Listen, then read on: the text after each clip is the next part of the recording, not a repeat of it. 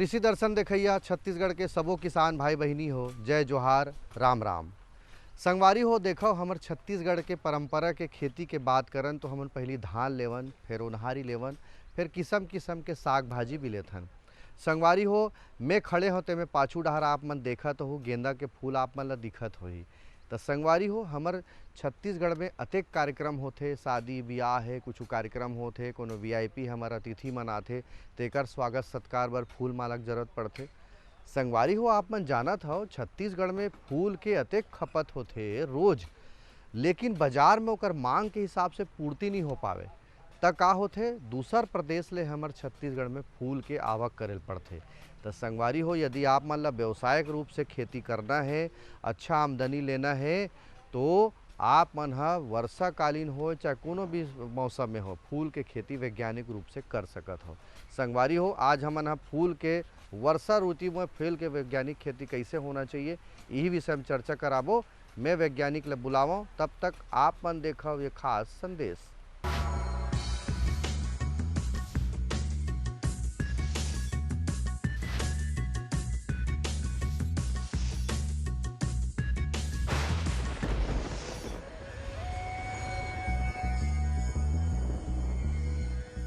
ग्रीष्मकालीन जुताई का बहुत ही महत्व है भारतीय कृषि में और मुख्यतः छत्तीसगढ़ के परिप्रेक्ष्य में, क्योंकि यहाँ पे किसान भाई लोग जो फसल चक्र अपनाते हैं उसमें धान लेते हैं वर्षा ऋतु में, उसके बाद रबी के मौसम में दलहनी फसल या तिलहनी फसल लेते हैं जैसे कि अलसी है, और उसके बाद कुछ किसान भाई पुनः धान की खेती लेते हैं या धान गेहूँ मूंग मटर मूंग मसूर इसकी फसल लेते हैं, मूंग एवं उड़द की।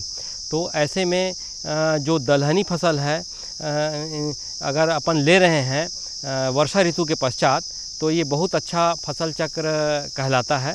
और इसके पश्चात आगामी जो वर्षा ऋतु है उससे पहले मई जून के महीने में यदि हम ग्रीष्मकालीन जुताई करते हैं तो बहुत ही ज़्यादा फ़ायदा होता है उससे, कि जितने भी आगामी पूर्व फसल के जो अवशेष हैं वो पलट जाते हैं।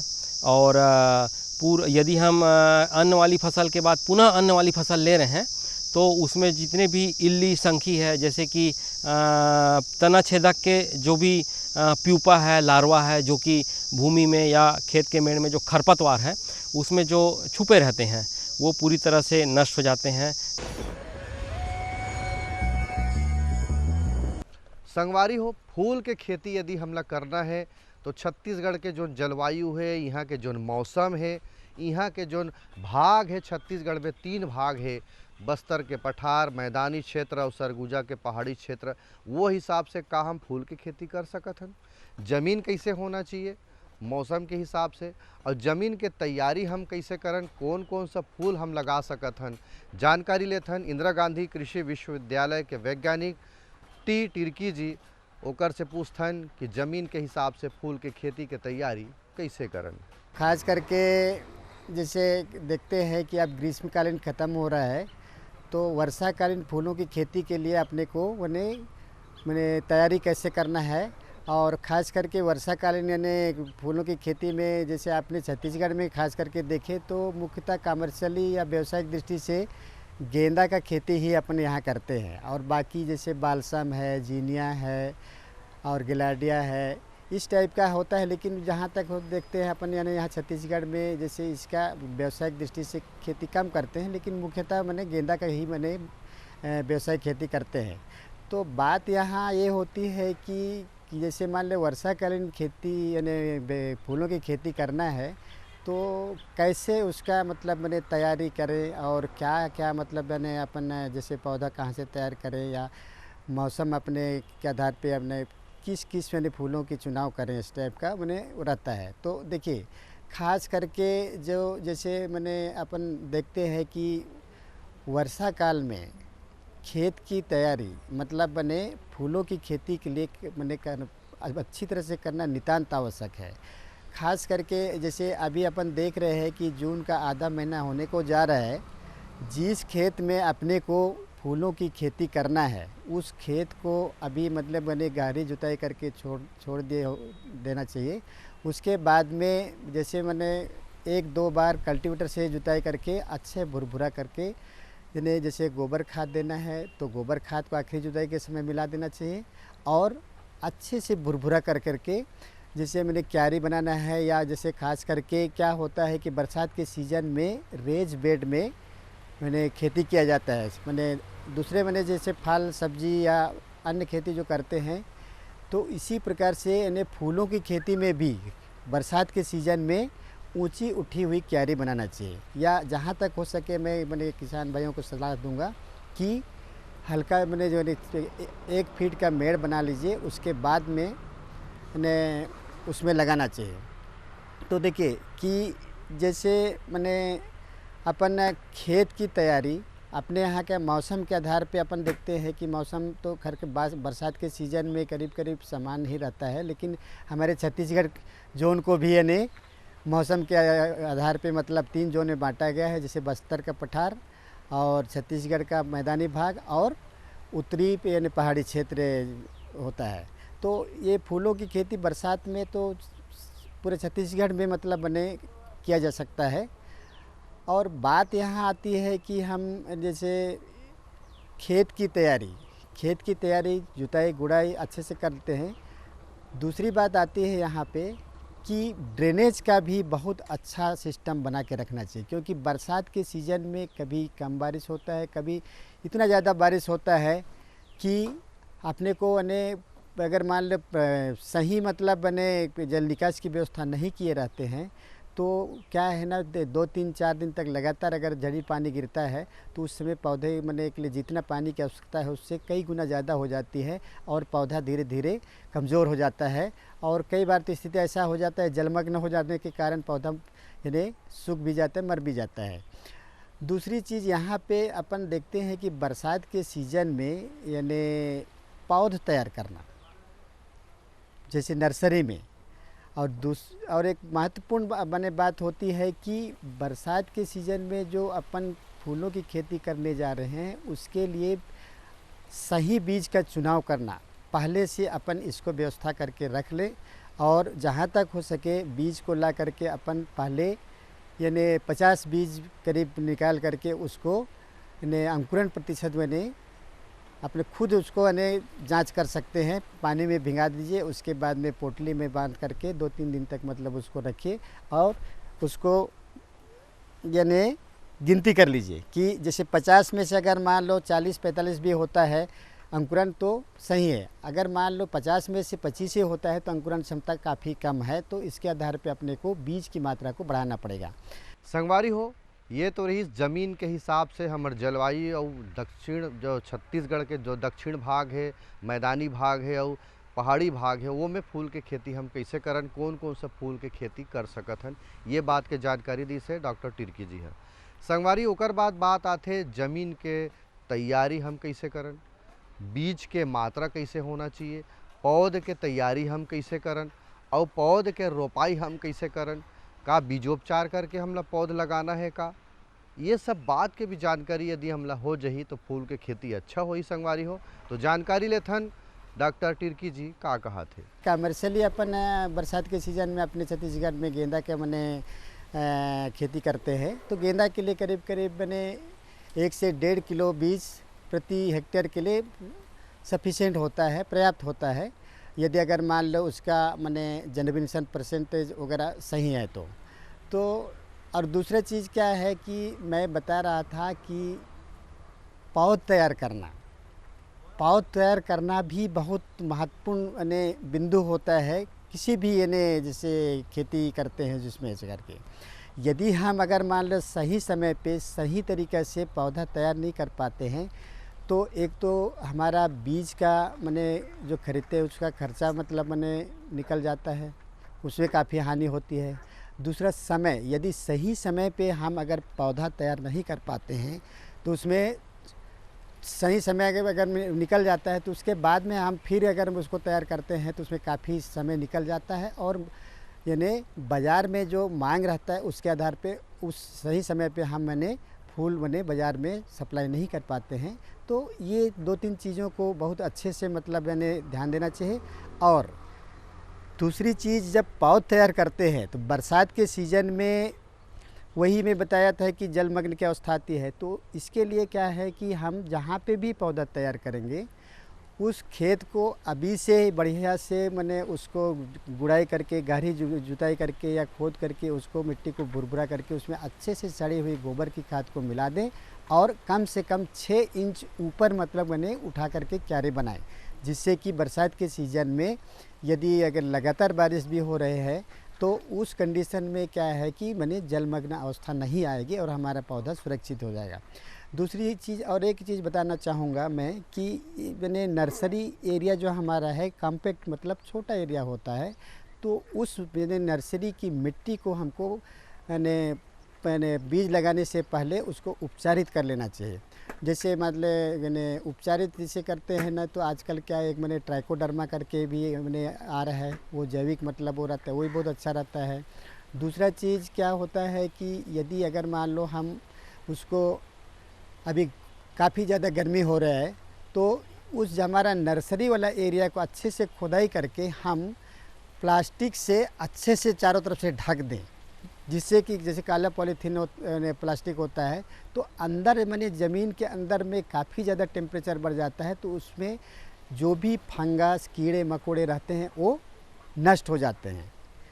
और तीसरी विधि है कि रासायनिक विधि से फार्मेल्डिहाइड से भी मिट्टी का ट्रीटमेंट करते हैं।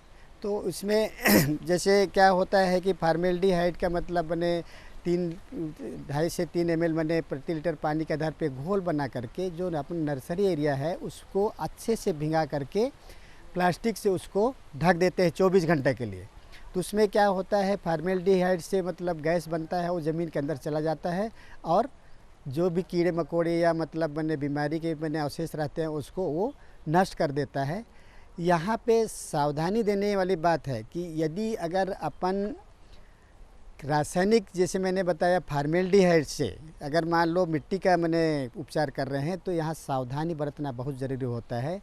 ये जब हम बीज लगाएंगे उसके कम से कम 15-20 दिन पहले उपचारित करना पड़ेगा, क्योंकि रासायनिक इससे अपन उपचारित करते हैं तो कुछ ना कुछ रसायन का मिट्टी में पड़ा रहता है, और यदि हम तुरंत उसमें अगर मान लो बीज डाल लेते हैं तो जो रसायन के उसमें संपर्क में बीज आएगा तो बीज खराब होने की काफ़ी ज़्यादा चांस रहते हैं।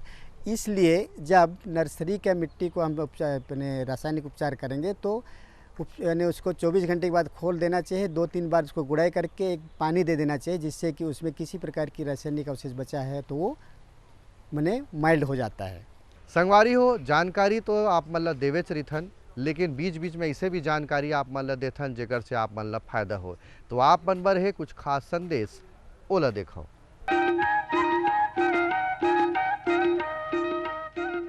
ये लो और बताओ। बस। अरे ये क्या भैया जी, बस इतनी सी रासायनिक खाद? किसानी छोड़ रहे हो क्या? किसानी नहीं, नादानी छोड़ रहे हैं। मिट्टी की जांच कराई है।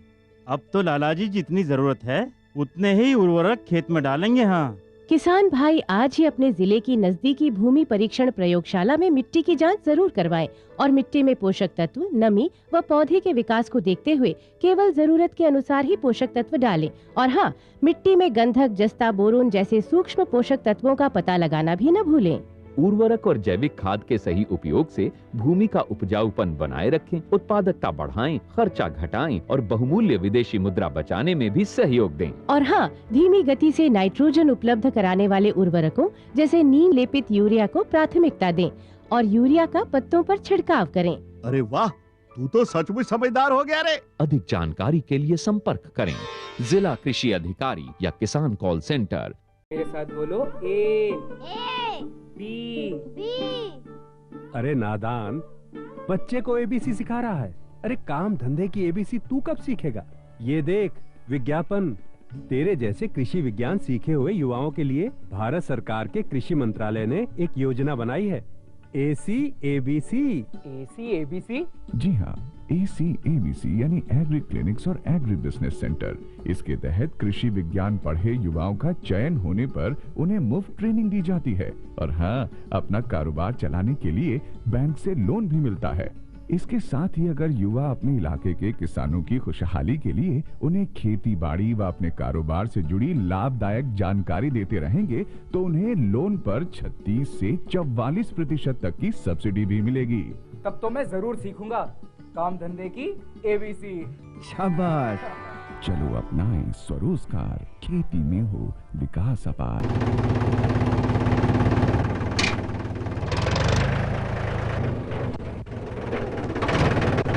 अरे हरकू वाह, बीज, कीटनाशक और आज खाद भी।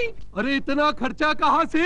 अरे खर्च की चिंता किसे है, मेरे पास है ये किसान क्रेडिट कार्ड। कार्ड? अरे बैंकों द्वारा जारी इस कार्ड से किसान उसकी सीमा तक की रकम कभी भी बैंक से निकलवा सकता है और खेती बाड़ी की सामग्री कभी भी खरीद सकता है। तो हरकू भैया एक कार्ड मेरे लिए भी। किसान क्रेडिट कार्ड के लिए नजदीकी बैंक से संपर्क करें और पाएं ढेर सारे लाभ। संगवारी हो, सब ले पहली बात आथे कोनो भी फसल होए ओकर जल प्रबंधन के। यदि हमर जगह साधन अच्छा है तो टपक सिंचाई के द्वारा सिंचाई कर सकत हन, लेकिन वर्षा ऋतु में जल प्रबंधन के हमला सिंचाई करना है, जल प्रबंधन करना है संगवारी हो, तो बड़ा सावधानी रखेल पड़ते। काबर कि वर्षा ऋतु में पानी सड़क ले गिरत है तो हमर ज़मीन में जल भराव नहीं होना चाहिए।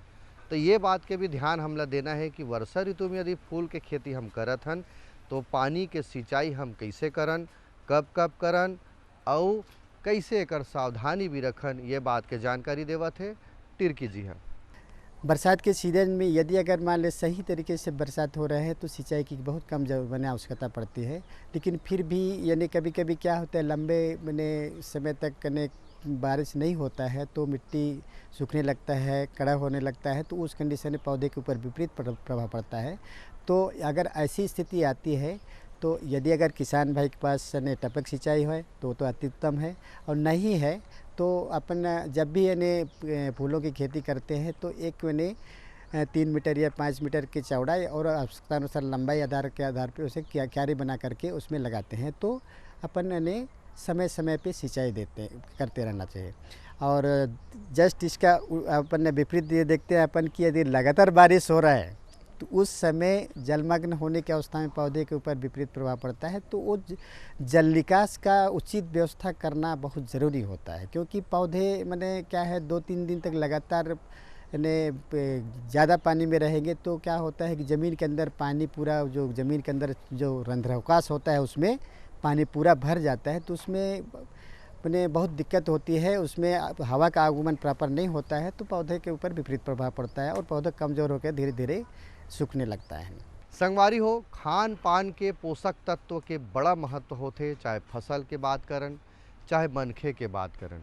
संगवारी हो देखो, खाद के प्रबंधन बने रकम ले होना चाहिए और पोषक तत्व यदि अच्छा मिलही तब ओकर बढ़वार है फूल के बहुत अच्छा होई। संगवारी हो, संगे संग देखो खाद पानी जमीन के तैयारी पोषक तत्व देथन तो संगे संग का होते खर पतवार के भी उगना निश्चित रूप से जायज़ है, लेकिन संगवारी हो वो नुकसान करते, तो ओकर से बाँचे बर भी हमला का करना है। खर पतवार आगे तो परंपरागत रूप से निंदाई कर देवन कि नींदानाशक दवाई छिड़काव के भी हम ओकर नियंत्रण कर सकत हन। तो में सावधानी भी कैसे हमला रखना है, खाद प्रबंधन के संगे संग खर पतवार के नियंत्रण कैसे करन, टिर्की जी का बतावत है, आओ देखथन।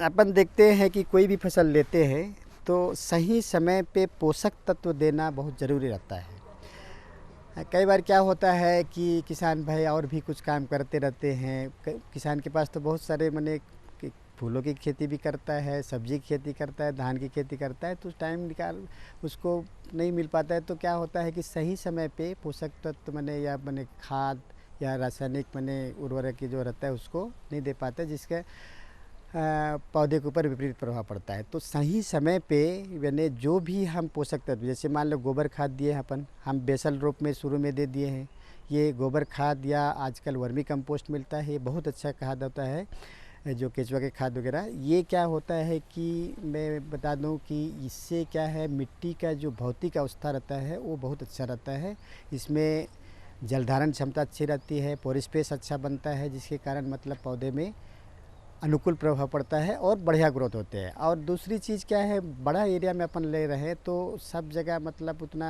मैंने जैसे ऑर्गेनिक मैन्योर नहीं दे पाते हैं, तो रासायनिक में उर्वरक के थ्रू अपने को उसको पौधे को बूस्टअप करना है। तो जैसे अपन अलग अलग उसके मैंने फूलों की उसके देखते हैं तो जनरली मतलब क्या होता है 150 किलोग्राम नाइट्रोजन और 100 किलोग्राम मैंने फास्फोरस का रहता है और 75 किलो आसपास मतलब पोटास प्रति हेक्टेयर का रहता है। तो इसमें क्या है, किसी ने जैसे देखते हैं कि नाइट्रोजन का 1/4 भाग और फास्फोरस और पोटास को हम बेसल रूप में आधार रूप में देते हैं। जब पौधे के खेत तैयार करते हैं, पौधरोपण करते हैं, तो उसी समय लाइन में देना चाहिए इसको ऐसे करके। तो उसके साथ मतलब बने जैसे मान लो और भी साथ में लाइन में गोबर खाद दे दे तो अति उत्तम है। तो बाकी जो नाइट्रोजन की मात्रा होता है उसको 2 या 3 बराबर भागों में देना चाहिए। क्या होता है कि नाइट्रोजन अपन खेत में देते हैं, पौधे को देते हैं, तो नाइट्रोजन का प्रभाव बहुत जल्दी दिखाता है और लेकिन वो जल्दी मतलब वो नहीं बाद में एग्जॉस्ट होने लगता है। तो इसीलिए नाइट्रोजन का मैंने जो शेष भाग को 2 या 3 भाग में 20-25 दिन का अंतराल से बांट करके देना चाहिए। देखिए मैंने जब किसान भाई जैसे खड़ी फसल में उर्वरक देता है तो कई बार क्या होता है करता है कि मैंने इधर जैसे छिड़क देता है, तो उससे क्या होता है कि पौधे से काफ़ी दूर में गिरता है। अननेसेसरी मतलब वो यानी वेस्टेज ही या लॉस ही होता है ना। तो इसीलिए मैं किसान भाइयों से को सलाह दूंगा कि जब भी अपन उर्वरक देंगे, मैंने जैसे नाइट्रोजन की विशेष मात्रा को देंगे, तो पौधे के चारों तरफ मतलब बने छोटा पौधा है जैसे 20-25 दिन में मैंने पहला टॉप ड्रेसिंग दे रहे हैं तो करीब करीब बने यानी 10 सेंटीमीटर की दूरी में देना चाहिए। उसका जैसे जैसे पौधा बढ़ता है, पौधे का जो वो डाली का चारों तरफ वो बनता है ना, उस एरिया में देना चाहिए। बहुत पास में बिल्कुल नहीं देना चाहिए, क्योंकि मैंने उसका जो पौधे का जो जड़ जो रहता है, जितना उसका शाखाएं का घेर बनता है वहाँ तक चला जाता है। मेन जड़ से बने वो पौधे को स्टेबल करके रखता है, लेकिन एक्चुअल जो पोषक तत्व को अवशेष करता है वो जो जड़ होता है पौधे का जो शाखाएं के चारों तरफ जो रहता है उतना दूर में रहता है। तो जैसे जैसे पौधा बने उसका अवस्था होता है बढ़ते जाता है, तो उसके आधार पे नाइट्रोजन की मात्रा को देना चाहिए और जहाँ तक हो सके चारों तरफ दे करके तुरंत गुड़ाई कर देना चाहिए। यदि नमी है तो तुरंत सिंचाई करने की ज़रूरत नहीं पड़ती है। यदि सूखा है तो नाइट्रोजन उर्वरक को देने के बाद में तुरंत सिंचाई कर देना चाहिए। हम लकई थे जी छत्तीसगढ़िया, हम लकई थे जी छत्तीसगढ़िया। तो आप मन सुना संगवारी हो बढ़िया रकम ले छत्तीसगढ़ी लोक संगीत।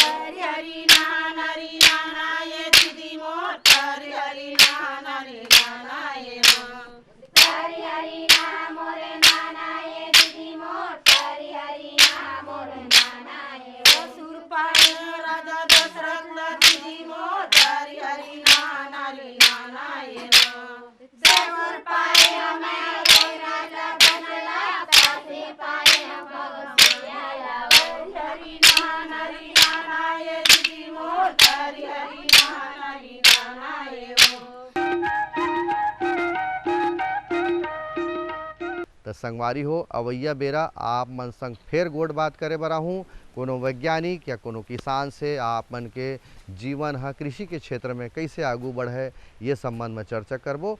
आप मन बने बने रहो, ये शुभकामना है। अपने संगवारी देव विदा। जय जोहार, राम राम।